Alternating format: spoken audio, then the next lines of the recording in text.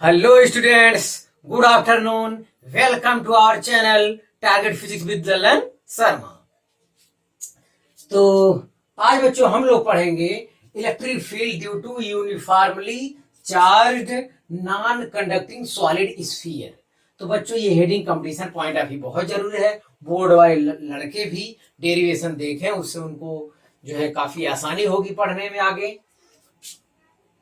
तो इससे पहले इलेक्ट्रिक फील्ड, इससे पहले हम सॉलिड पढ़े हैं, लेकिन वो कंडक्टिंग पढ़े हैं, नॉन कंडक्टिंग नहीं पढ़े हैं। सॉलिड स्फीयर लेने पे, और सॉलिड स्फीयर रहेगा और कंडक्टिंग अगर है तो कंडक्टिंग होने की वजह से अंदर वाला चार्ज भी सरफेस पे आ जाता था, तो हालो वाले की तरह उसका भी डेरिवेशन हो गया, सेम प्रकार से हो जाएगा। लेकिन यह अलग प्रकार का है बच्चों। फिर ध्यान दें कि ये सॉलिड स्फीयर है और ये नॉन कंडक्टिंग है, मतलब अंदर का चार्ज सरफेस पे नहीं, इस पे जो भी कुछ चार्ज अंदर से दिया जाए या बाहर से दिया जाए पूरे वॉल्यूम पर वितरित हो जाता है। तो बच्चों हेडिंग यहाँ बहुत जरूरी है, नॉन कंडक्टिंग सॉलिड स्फीयर। तो ये चीज बिना इसके आपको जो है कोई बात क्लियर होने वाला नहीं है, ये चीज आपको बहुत ध्यान देना पड़ेगा। तो इस पे जो भी चार्ज दिया जाएगा पूरे वॉल्यूम पर वितरित हो जाएगा। तो हम आपको डिफिनेशन पढ़ाए बच्चों, linear charge density, surface charge density, और पढ़ाया volume charge density. Electric charge and electric field chapter में किसी वीडियो में पढ़ाया गया है, आप लोग वहां से डिफिनेशन वगैरह देख लें। तो तीसरा डिफिनेशन का भी अब प्रयोग होने वाला है, आज इसमें हो जाएगा। तो बच्चों जब चार्ज पूरे वॉल्यूम पर वितरित होता है, अंदर बाहर हर जगह, ये जो डाट डाट करके फिगर में दिख रहा होगा, ये कोई तरीका नहीं है, आप बनाए ना बनाए इससे कोई लेना देना नहीं। ऐसे इसलिए दर्शाया ताकि ये सॉलिड की वजह से चार्ज हर जगह है, कुछ इस टाइप से लगे। अब क्योंकि बाहर तो उसके जैसा दिख नहीं रहा है यहाँ चार्ज, तो ऐसे कर दिया गया है, किताबों में भी दिया रहता है, कोई प्रॉब्लम नहीं है। तो हाँ बच्चों, अब की बार जो होता है वॉल्यूम चार्ज डेंसिटी, ये रो बोलते हैं इसे। इस संकेत को ऐसे स्मॉल लेटर में ई नीचे तक लंबा बढ़ा दीजिए, तो इसे रो बोलते हैं। तो रो इक्वल टू चार्ज पर unit volume is equal to होता है बच्चों volume charge density, it's denoted rho.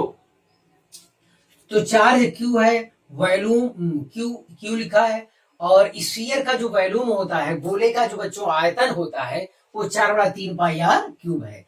तो ये एक ठोस कैपिटल आर त्रिज्या का ठोस गोला है, जिस पर क्यू आवेश पूरे वॉल्यूम में यूनिफॉर्मली डिस्ट्रीब्यूटेड है, पूरे वॉल्यूम में। तो surface volume charge density rho equal to Q upon V, charge पर यूनिट वॉल्यूम, और स्फीयर का वॉल्यूम 4/3 आर क्यूब होता है। तो हाँ बच्चों, इतना कर लेंगे। अब हमें बच्चों इस स्फीयर के कारण, जिस पर पूरे वॉल्यूम में चार्ज यूनिफॉर्मली डिस्ट्रीब्यूटेड है, इसके कारण बाहर इसके पृष्ठ पर, इसके पृष्ठ पर, या यहां मान लेते हैं पी, बाहर पृष्ठ पर और पृष्ठ के अंदर किसी बिंदु पर हमें क्या प्राप्त करना है?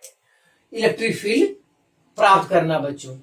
तो पहला हेडिंग हम लिखे यहाँ पे, तो आप शुरुआत में कहेंगे कि माना कैपिटल आर रेडियस का एक सॉलिड स्फीयर है, जिसके पूरे वॉल्यूम में क्यू चार्ज यूनिफॉर्मली डिस्ट्रीब्यूटेड है। तो इस वॉल्यूम का, इस सॉलिड स्फीयर का volume charge density rho equal to Q upon V. बच्चों इतना आप कर देंगे। उसके बाद इस स्फीयर की सहायता से निम्न तीन स्थिति में, तीन पोजीशंस में इलेक्ट्रिक फील्ड ज्ञात करना, एक आउटसाइड, एक उसके सरफेस पे, एक उसके अंदर ज्ञात करना। जिसमें पहला कंडीशन है at an external point P, एक बाह्य बिंदु बी पर हमें इस, जिस पर चार्ज यूनिफॉर्मली डिस्ट्रीब्यूटेड है पूरे वॉल्यूम में, उससे कारण पी पर इलेक्ट्रिक फील्ड ज्ञात करना है। बच्चों पी पर इलेक्ट्रिक फील्ड ज्ञात करने के लिए हमें एक क्या करना पड़ेगा? एक गॉसियन सरफेस की रचना करना पड़ता है। तो ये रहा आपका गॉसियन सरफेस। आप फिगर आप प्रकार से खींच लेंगे अपने घर पे, या नहीं खींचेंगे तो भी कोई बात नहीं है, क्योंकि यहाँ कंसेप्ट में नंबर मिलता है, गोला बनाने पर नहीं। हाँ, तो चलिए इतना हो गया। तो P पर बच्चों इलेक्ट्रिक फील्ड ज्ञात करना है। तो P पे इलेक्ट्रिक, इस पर प्लस Q चार्ज अगर डिस्ट्रीब्यूटेड है बच्चों, तो इसके कारण इलेक्ट्रिक फील्ड तो इस डायरेक्शन में होगा। और बिंदु P के अबाउट जो है हम लोग एरिया वेक्टर ले लेते हैं बच्चों, छोटा सा एलिमेंट ले लेते हैं। बिंदु P के चारों ओर एक एरिया वेक्टर ले लेते हैं। एरिया वेक्टर का डायरेक्शन तल के परपेंडिकुलर आउटवर्ड होता है बच्चों, और इलेक्ट्रिक फील्ड का डायरेक्शन भी उसी तरफ होता है। तो एरिया एलिमेंट से गुजरने वाली इलेक्ट्रिक फील्ड्स लाइंस की संख्या क्या होती है, और उसे कहते हैं इलेक्ट्रिक फ्लक्स। तो डी फाई ई, ये छोटा इलेक्ट्रिक फ्लक्स आएगा, तो ये हो जाएगा ई D A vector, E dot vector D A, या ई डी ए कॉस 0 हो गया। पूरे गौसियन पृष्ठ से गुजरने वाला इलेक्ट्रिक फ्लक्स, तो ऐसे केस में बच्चों अब आ जाएगा फाई ई गौसियन पृष्ठ, गौसियन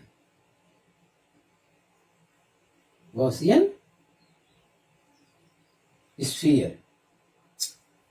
चलिए ठीक है, टोटल गौसियन स्फीयर से गुजरने वाला क्या, टोटल गौसियन पृष्ठ से गुजरने वाला वैद्युत flux, electric flux phi equal to हो जाएगा, ये इंटीग्रेशन लगाएंगे ई डी ए बच्चों यहाँ पे लिखेंगे।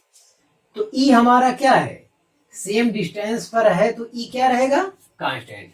अरे भाई सेम चार्ज है, जिसके सेम डिस्टेंस पे हर जगह क्या रहेगा, इलेक्ट्रिक फील्ड सेम रहेगा, तो सेम बच्चों है। तो ई को हम यहां बाहर ले लेते हैं, ये आया, और ये है, सॉरी ये डी ए है।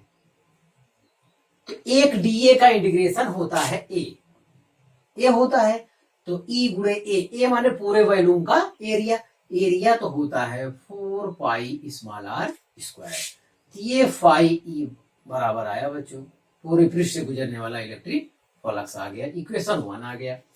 हम लोग पढ़ रहे हैं गॉस थ्योरम का एप्लीकेशन, एप्लीकेशन पढ़ रहे हो तो एप्लीकेशन का प्रयोग करना होगा। यहां कहेंगे from Gauss theorem, from Gauss theorem. Gauss theorem क्या कहता है, phi equal to Q upon epsilon naught, Q net upon epsilon naught. तो इस स्फीयर पर बच्चों, स्फीयर के पूरे वॉल्यूम पर हम मान कर चलते हैं कि क्यू चार्ज क्या यूनिफॉर्मली डिस्ट्रीब्यूटेड है, तो क्यू नेट इनसाइड इस गॉसियन सरफेस के अंदर क्या है, Q net inside upon epsilon naught. तो क्यू नेट ये क्यू ही है। तो यहां कहेंगे बच्चों from equation 1 and 2, from equation 1 and 2 इसका लेफ्ट हैंड साइड बराबर है तो बच्चों राइट हैंड साइड भी बराबर होगा। तो E into 4 pi R square is equal to Q upon epsilon naught, ये होता है। तो E इक्वल टू बच्चों आया 1 upon 4 pi epsilon naught into Q upon R square. ये इतना आया। तो आप सोच रहे इससे पहले वाले में भी यही आया था, बिल्कुल आया था यही, एट एन एक्सटर्नल पॉइंट। इससे पहले वाला जो कंडक्टिंग वाला कंडीशन था या हॉलो स्फीयर के कारण था, उसके कारण भी यही फार्मूला आया था। ये यहाँ पर ई प्रोपोर्शनल क्या है, यहाँ पर बच्चों है ई प्रोपोर्शनल 1 अपॉन आर स्क्वायर है। आर का मान जो है कैपिटल आर से क्या है, बड़ा है, ये बाहर की ओर है ये। अब बच्चों क्यू के टर्म में तो वही आया। अब यहाँ वॉल्यूम चार्ज डेंसिटी के पद में अगर लिखना चाहते हैं तो क्यू के स्थान पे क्या लिखेंगे, rho into volume, rho into volume, volume है 4/3 पाई आर क्यूब, आर में कैपिटल आर ही प्रयोग किया जाएगा, ये ध्यान दें। ये हमेशा जो वॉल्यूम चार्ज डेंसिटी के साथ रेडियस प्रयोग होगा वो यही होगा। तो अगर इस टर्म में आप उत्तर लिखना चाहते हैं, देखिए बच्चों ये जरूरी है, ये कंसेप्ट दिमाग में रहे, जब मर्जी तब आप बदल लेंगे, लेकिन ये फार्मूला आपको जब याद रहेगा, ये तो फार्मूला की सहायता से बाद में भी बदल लेंगे, ये तो रख के रटेंगे तो बहुत कठिन हो जाएगा, तो दिक्कत होगी हमेशा। तो चलिए देखते हैं, कोशिश किया जाए। 1 upon 4 pi epsilon naught, Q के स्थान पर बच्चों हम लिखेंगे rho into 4/3 pi R cube, 4/3 pi R cube. Power वगैरह ध्यान देंगे भैया, कोई गलती हो जाएगी तो वो कमी रह जाएगा हमेशा के लिए। तो इतना आ गया बच्चों। तो यहां से 4 पाई से 4 पाई कैंसिल हो रहा है और तो कुछ कटने वाला नहीं है साहब। यहां से कैपिटल लेटर में ई बराबर आ रहा है रो इंटू एप्सिलॉन नॉट। पहला काम तो यही बच रहा है, नीचे ये 3 नीचे आएगा और है R cube upon 3r square, 3r square. ये हो जाएगा इलेक्ट्रिक फील्ड। रो के टर्म में बच्चों अगर आप जवाब देना चाहते हैं तो ये फार्मूला आएगा। आप कह रहे हैं इतना कठिन है सर जी, कैसे याद करेंगे? मत याद करो यार, यही इतना रखो दिमाग में। इतना आप रखोगे तो ये चीज तिले बुरा चाहे जो मर्जी कर लेना, आपको आ जाएगा।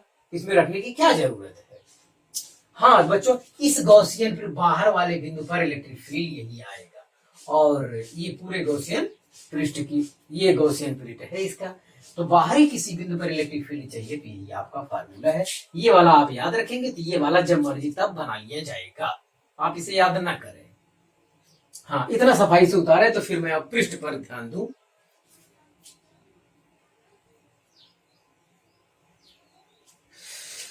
हाँ विद्यार्थी, तो हम जो है इस स्फीयर के बाहर इलेक्ट्रिक फील्ड ज्ञात किए।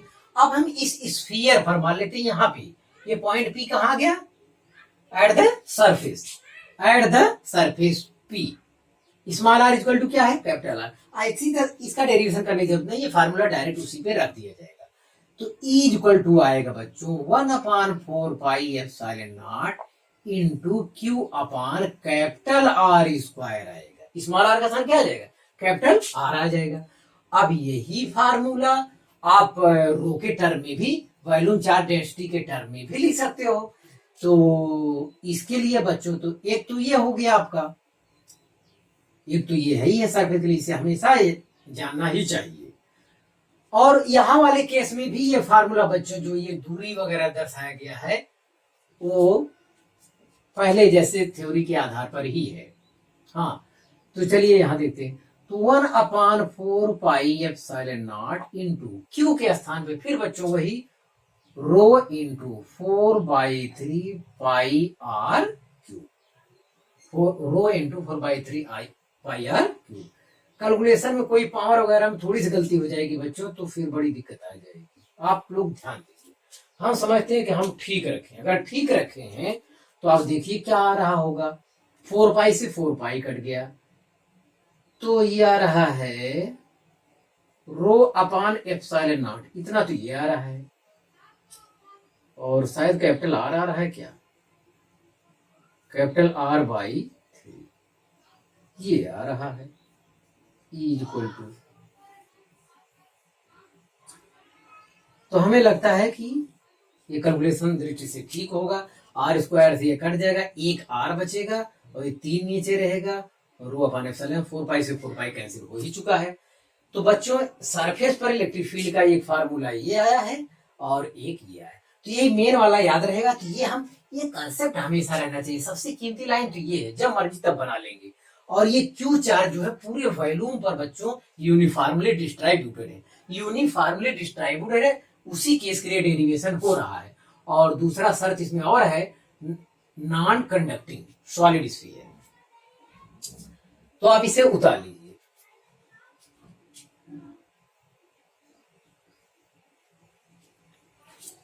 तो हाँ बच्चों, तीसरा और अंतिम case at an internal point P small R is less than capital are.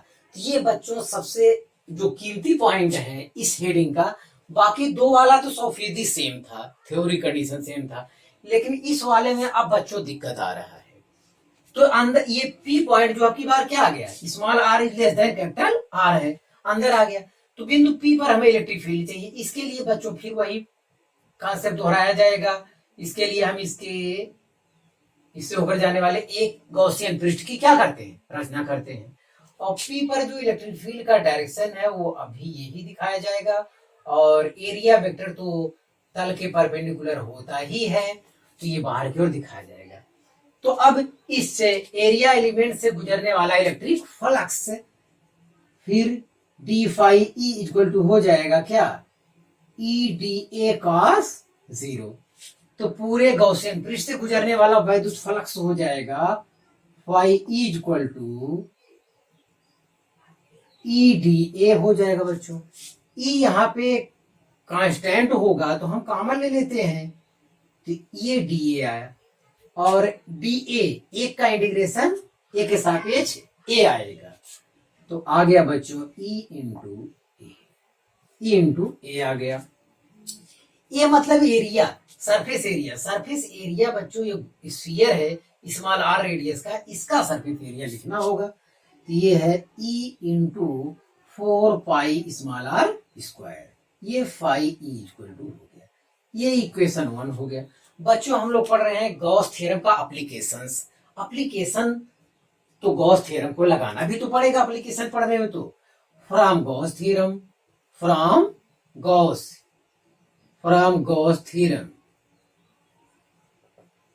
Theorem, तो ऐसे केस में फाई ई इक्वल टू हो जाएगा Q net inside upon epsilon naught. तो हाँ, अब यही कॉन्सेप्ट बच्चों बदलने वाला है। सबसे कीमती तो ये चीज है। अब ये जो आप गॉसियन पृष्ठ खींचे हैं बच्चों, इसके अंदर अब की बार चार्ज 0 नहीं है।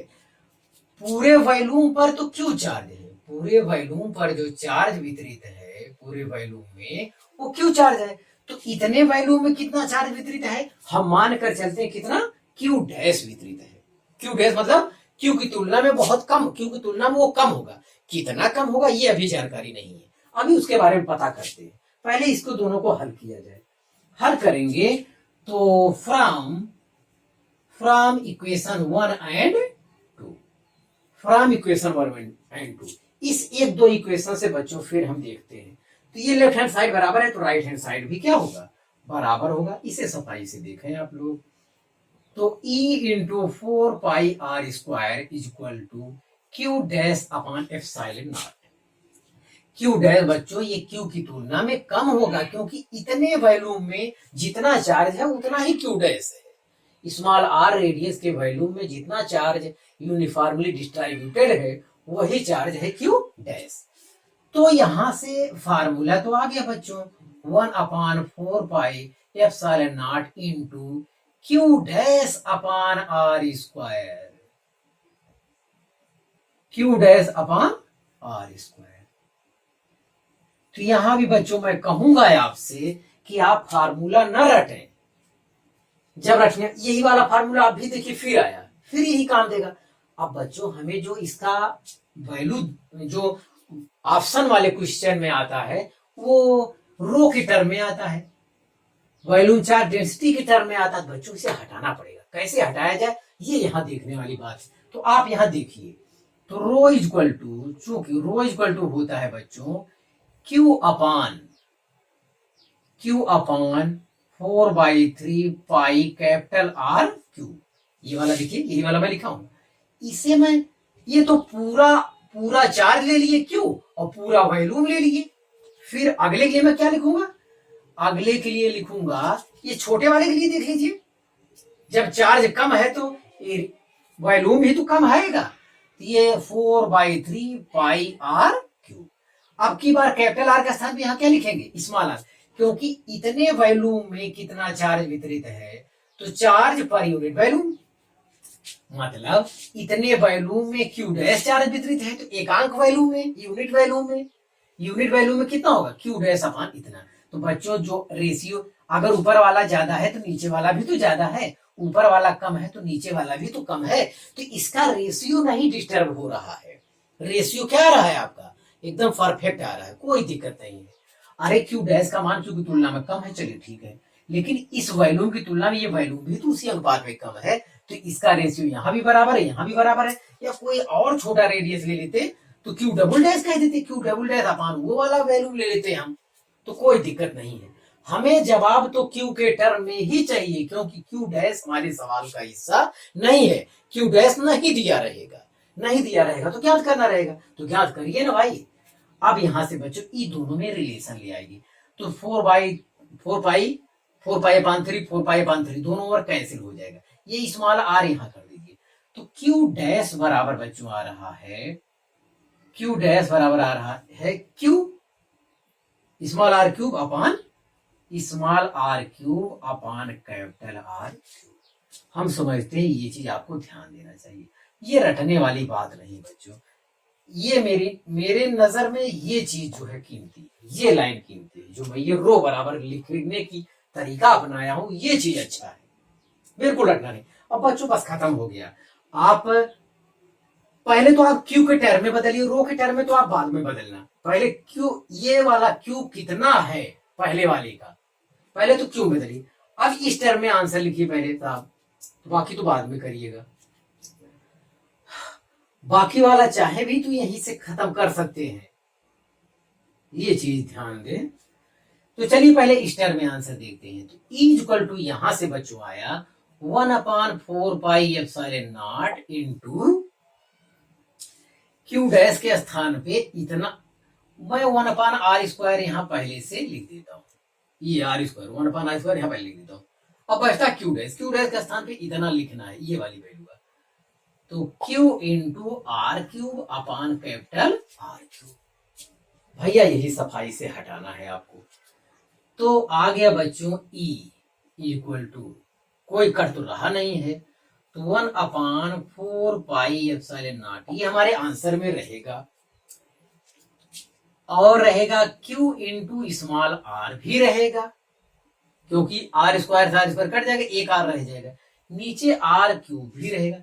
ये भी एक फार्मूला आया तो बच्चों, लेकिन इसे आपको याद करने की जरूरत बिल्कुल नहीं है। आपको जो समझना है वो ये लाइन समझना है, जो हाँ वेरी इंपॉर्टेंट होता है। चलिए बच्चों, हम लोग क्यू के टर्म में, जो कि ये क्यू डैश को मैं हटाने में कामयाब रहा, अब क्यू के स्थान पे बच्चों हमें रो के टर्म में लिखना होगा। अब क्यू के स्थान पे बच्चों हम रो इंटू 4π, अब देखिए लास्ट में तो यही वैल्यू प्रयोग होगा, मेन तो हमारा ये है। क्यू के स्थान पे ये लिखा जाएगा, क्यू डैश के स्थान पे जैसे वो लिखे थे वैसे इसे लिखेंगे। तो अभी तो क्यू डैश के स्थान पे क्यू के टर्म में लिखे थे, तो ये आया। अब क्यू वाले को हटा के रो के टर्म में लिखना है, तो हटाइए साहब, मैं वेरी इंपॉर्टेंट हटा दे रहा हूं, मेरे पास जगह थोड़ा कम है। तो यहां देखिए, अब इक्वल टू आ रहा है 1/4πε0 आ रहा है, चलिए ठीक है। और small R upon capital R cube आ रहा है, ये मैं पहले लिख लिया हूं। अब क्यू के स्थान पे लिखना है, क्यू के स्थान पे लिखना बच्चों रो इंटू 4/3πr क्यूब। देखिए भैया सफाई विशेष ध्यान दीजिए, सफाई नहीं विशेष ध्यान देंगे तो गड़बड़ हो जाएगा। अब देखिए 4π यहां से कैंसिल हो रहा है, और आर क्यूब से आर क्यूब कैंसिल हो रहा है, तो बच कौन रहा है भाई, तो ई इक्वल टू यहां जो आ रहा है बच्चों रो अपान ε0, इतना तो ये क्लियर हो गया है, रो अपान ε0 और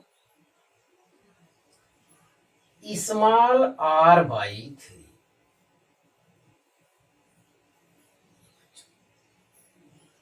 तो यहां पर ई प्रोपोर्शनल बच्चों आर आ रहा है,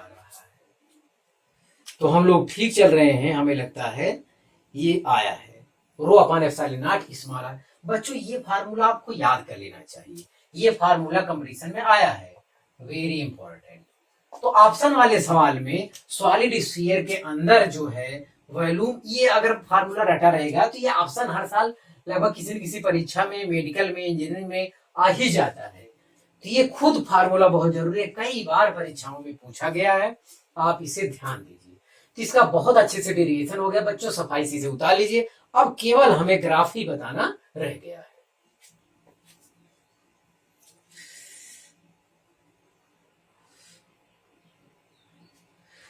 तो हाँ बच्चों, तो ये डेरिवेशन कंप्लीट हुआ और लास्ट में ये आया है रिलेशन, और इससे पहले r² जो सेम था।